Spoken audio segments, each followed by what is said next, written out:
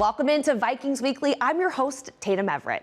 The Vikings face a familiar foe this weekend in the Seattle Seahawks. They've played them 5 of the last 7 seasons, and they make the trip to Lumen Field this Sunday. Coming up on the show, we sit down with kicker Will Reichard, who opens up about chasing records.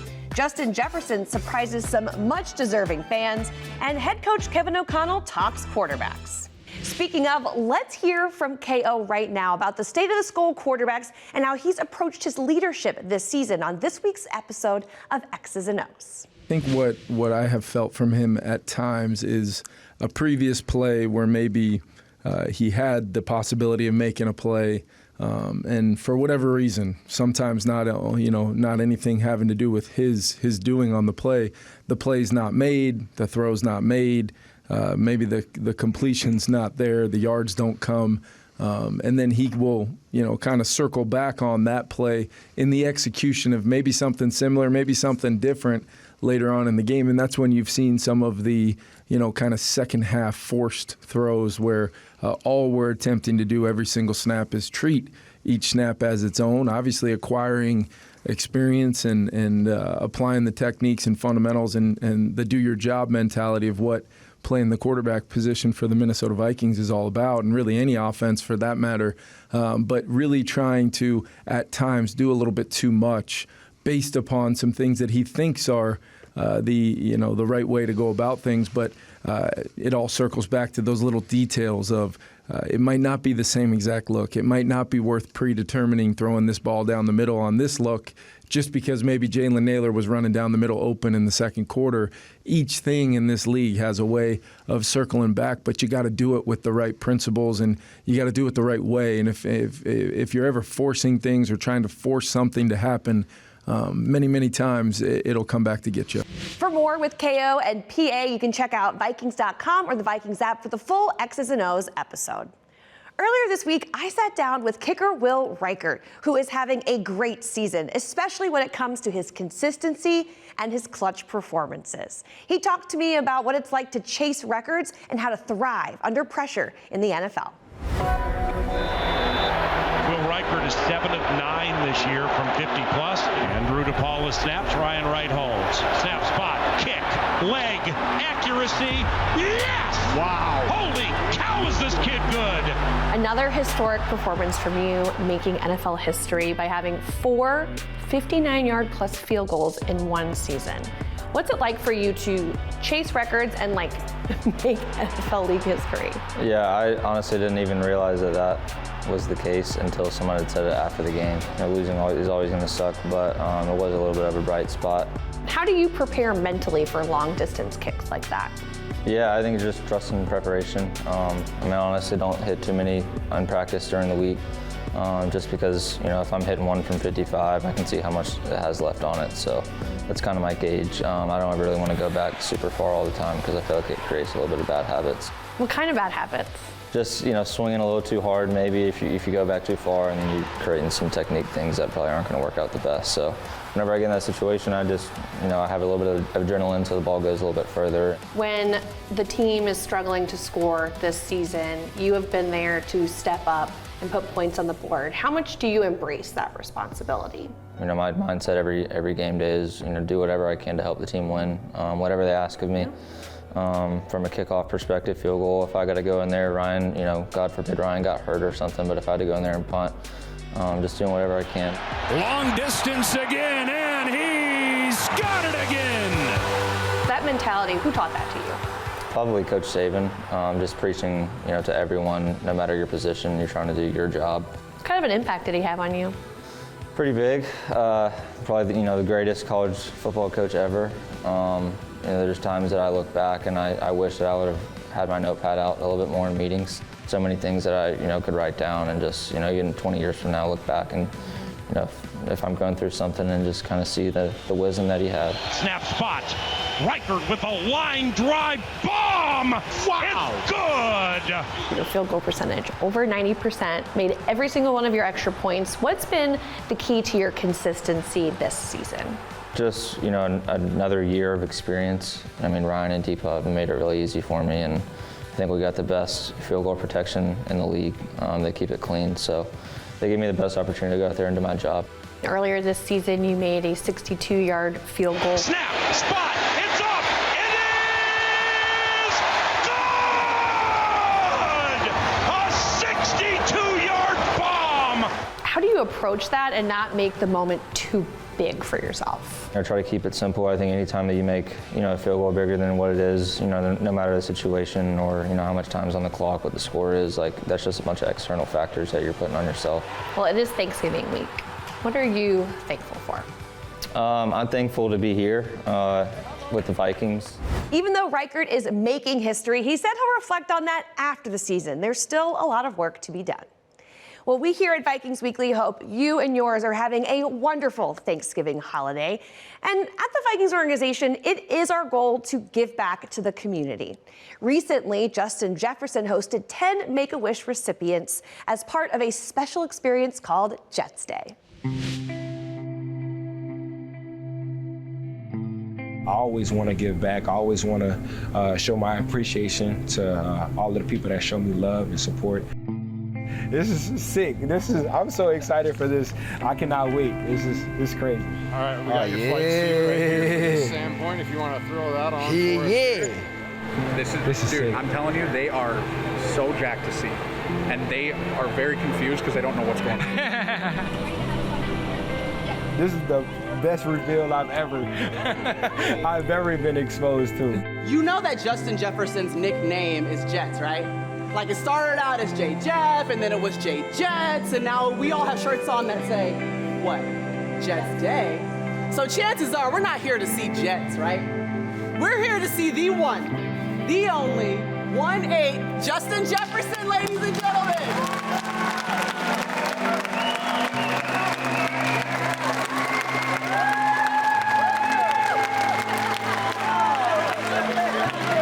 What's up, man? How you doing? How you doing? What's up? Hey! What's up, my guy? Hi. How you doing, man? Good. How are you? Hey, man. Thank y'all for coming. This is definitely a special day for me. I'm always trying to give back to the community. Always trying to give back, especially to y'all, because I know the difficulty things that y'all go through. I know it's not an easy life, and I understand. Just to give y'all this moment, to give y'all something to look forward to is always something that I'm happy and always trying to give back to. So I appreciate y'all for being here. Let's have some fun, right? Out of all of the players that they have in this league, out of all of the sports that we have, it's pretty crazy that they, those 10 kids wish to be with me for this Jets Day. What do you guys think? When you were sitting on that bus, what were you guys thinking? Man, I thought we was going to see some Jets. Come with me, man. Come with me. There we go. You can lean on me. Hey, you want to hit something? Oh, yeah. There's so many different emotions towards it. It's hard to pinpoint exact words. Just to see those kids smile and really enjoy being there with me. And of course, having it in the Jets hangar and having all of these helicopters and planes and jets. It was just a so cool moment. You got a couple, now you stacking like me. You got that swag now, my guy. Yeah, you got bling, dog. Yeah. You ain't gonna stop, huh? There you go. Yeah. It's more to me than, catching a football on Sundays, you know what I'm saying? Of course, anytime, buddy. I got you, man. Anytime, my guy. Nice to meet you, man. I got you, man. I'm gonna see y'all boys tomorrow.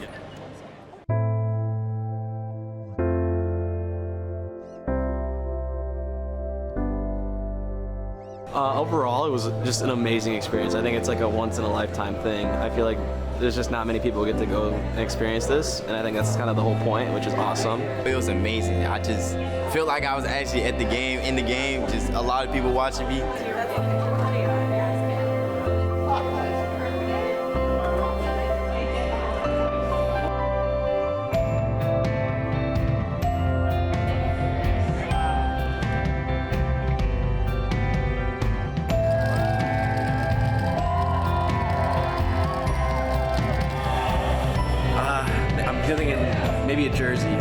jersey today.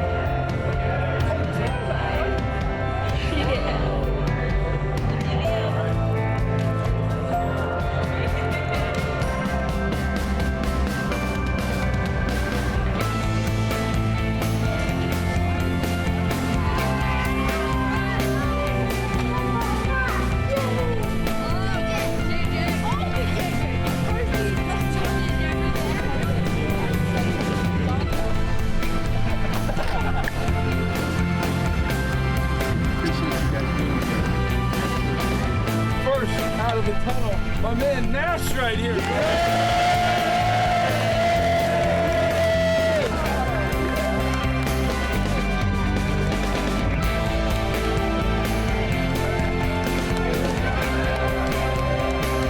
Avery's got us. He just killed it going through the tunnel. We're ready to rock and roll. All right, go ahead. Hey, Vikings on 3. 1, 2, 3, Vikings! What's up, man? How you doing, big dog? Your legs feel better? No, man. It's icy. Really? That's what it's all about. It's great to meet you guys. Y'all sitting some nice suites on the field.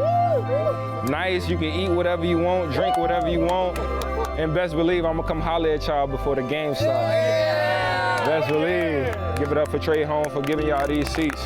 Appreciate them. Appreciate y'all. Thank y'all so much. See y'all tomorrow, all right? The whole thing was a fantastic experience. I mean, the whole time the kids were smiling, laughing, enjoying themselves. It was just cool just to, chop it up with them, talk to them, and hear their stories and hear, why they, became my fans and why they enjoy watching me play. Such a great way to give back, and we always love to give to our Vikings fans. In fact, one a year becomes our Vikings Fan of the Year. The 2025 Fan of the Year is Leanne Atkins. Let's take a look at how she found out she won.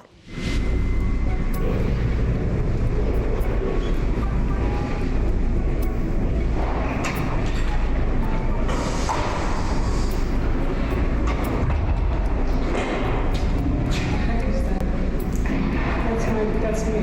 Oh, I was just going to physical therapy, so.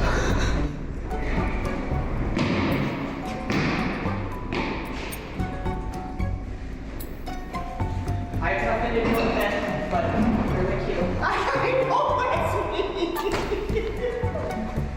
Hey, you're going to the Super Bowl! Congratulations, you're the Vikings Fan of the Year. And you're going to the Super Bowl.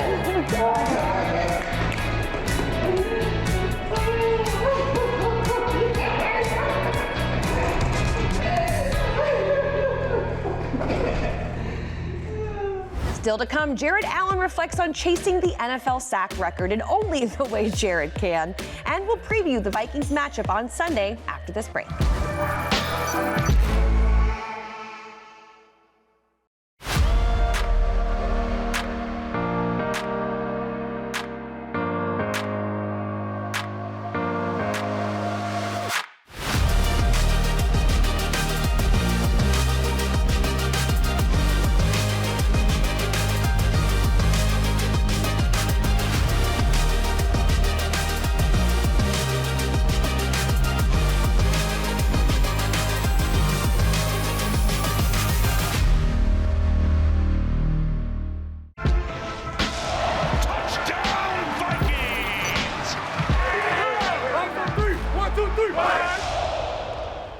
Welcome back to Vikings Weekly. I'm your host, Tatum Everett, and the Vikings look to snap a 3-game losing streak when they travel to the 8-3 Seattle Seahawks. And they'll see a familiar face in quarterback Sam Darnold, who won the Vikings 14 games last season. However, the Seahawks offense and defense pose challenges, as our coordinator spoke about this week.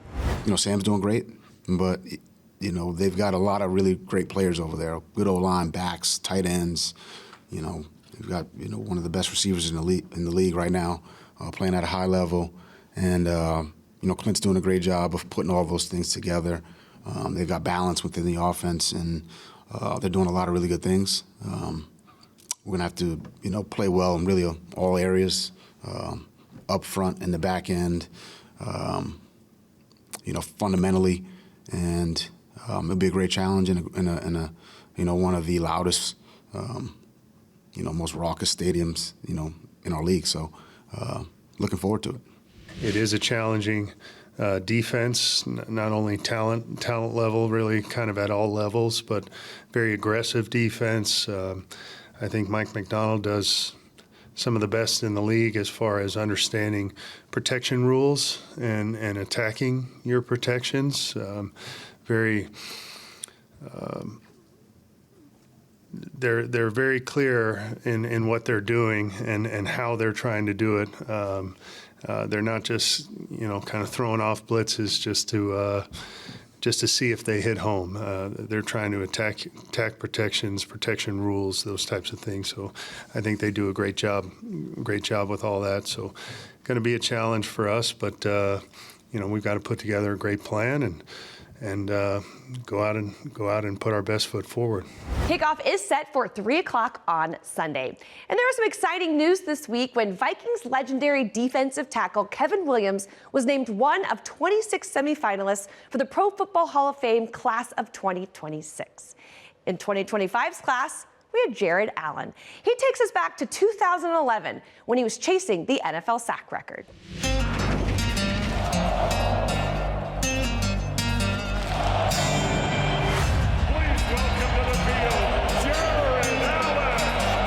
2011 was a crazy year, right? Hey, let's turn it up a notch. Let's go. The biggest thing between 11 and the rest of my career was I didn't miss. I just wasn't missing. Rivers back to pass on 3rd down. He's sacked by Jared Allen. Freeman will go down, and it's going to be Jared Allen. Once they come, they start coming in bunches. Stafford is hit and sacked by Jared Allen. Getting hit, losing the ball. Nice job by Jared Allen. My race was the 5. Once you get 5, those second 5 are easy. Once you get 10, you pretty much got a Pro Bowl locked up. I feel the need for speed. Boys are tackling, but not this time. Welcome back to Kansas City. Back to pass. Tom goes down and goes down in the arms of Jared Allen. And it's just one of those things that just kind of kept happening. I had great matchups. And Allen got it from behind. Next thing you know, dude, I was at 12. Pressure, Allen again. I'm thinking, okay, I'm going to get up another sack title here. He's hit and sacked by Jared Allen. Stafford in trouble. And down he goes all the way back to his own 42-yard line, and there's Jared Allen. I only had the sack lead by like half a sack going into the last game. I was talking to Jay Glazer, and he's like, hey, we got Strahan's, scared over here that you're going to break his sack record. I'm like, that's a weird thing to say because I need 4. 4 in a game. That's absurd. We're on to play each and every one of you guys. 1, 2, 3. The only thing standing between Jared Allen and the NFL sack record was me and my pride, I guess, because I did not want to be the guy that was always on the reel. I told my buddy, I was like, I'm either going to get shut out and have like the worst game of my life, or I might break this thing. Like, I don't know. It could, playing the Bears, like it could get weird out here. God bless Fred Puckett. Because a lot of coaches in this time would say, we're 3-12. It's about the team. It's about the team. It's about the team. He said to F with that. We're getting Jared the sack record. New set of downs from the 39. McCown in trouble. Ball comes loose. Jared Allen. So they brought the house all day. Greenway, one of the linebackers, he's in the A gap and he's like right across and I'm under center. And he's like, I'm just telling you, we're bringing it until he gets this record. We're not stopping. We're not stopping. Down goes McCown. That's a sack and a half for Allen today, and he reaches 20 for the season. And then they brought Dolman in, right? Because he might get the Viking sack record. There he goes. Count down as Jared Allen ties Chris Dolman's franchise record with 21 sacks in a season. I couldn't really process like how many he was away, but they keep coming. McCown, he steps up. Jared Allen got him, and there it is. 22 sacks, a new Minnesota Vikings record. It's a pleasure to be in your company. He's got 3 sacks, and I don't know if at the time I knew I was getting sacked, but I don't know if I was keeping up with like where he was with it. I can remember breaking out and running out to I think to my right, yeah. I was chasing him out of bounds, Would have been for him to slide, step out of bounds, wouldn't have been a big deal. And I can just hear him like screaming, trying to get away. As he's stepping, he just flips the ball forward, which I'm pretty sure is intentional grounding these days. I'm not sure. Incomplete pass, right? I see him all the time. I'm like, come on, dude. I respect him as a competitor for not doing it, but I'm a little pissed because he should have given me that one. Hey, take care, man. Next time, give it to me. I know. I was like, I wish he got the record just because of how he played, what he stands for, the type of dude he is, and the respect that the rest of the league has for him. Like, I wish he got that record. The reality is I hold the 23 sack record. It's 23. Not TJ Watt at 22 and a half at 17 games, and not Michael Strahan. It's facts are facts. It's on film. I sacked Aaron Rodgers. They took it from me on Wednesday and called it a team sack. But if you go back to that Monday Night Football game, Aaron Rodgers got the ball, went to step up in the pocket, drops the ball, picks it back up. He can still throw the ball. I chase him down, tackle him, sack. Give it to me. That's 2 sacks for the game. Wednesday, they take it back, called it a muff, and gave it a team sack. Well, I'm part of the team. I'm the one that physically tackled him, so I should at least get half of that, right? But yeah, if you go back and look, I physically sacked Aaron Rodgers for my 23rd, would have been my 23rd sack. I had 23 quarterback on the ground that year, and they took it from me. Hey, Jared, it's Aaron Rodgers. You are the all-time single-season sack leader. I don't care what the numbers say, because that phantom bull sack they took away from you would give you the record. So in my book, and probably in most Vikings fans' books, you're the all-time single-season sack leader, my friend. Obviously, he's going into the Hall of Fame regardless of the record, right? That's what's really cool is his legacy is not just dependent on that one thing. It was bittersweet, but I think that's kind of gives me, like, what motivated me in my career. One thing I always try to do, no matter what the season was, is find something I can do better and use that as motivation for the next year. Well, that wraps it up for us here at Vikings Weekly. The Vikings take on the Seahawks on Sunday, kickoff set for 3 on Fox. We hope you have a wonderful Thanksgiving holiday.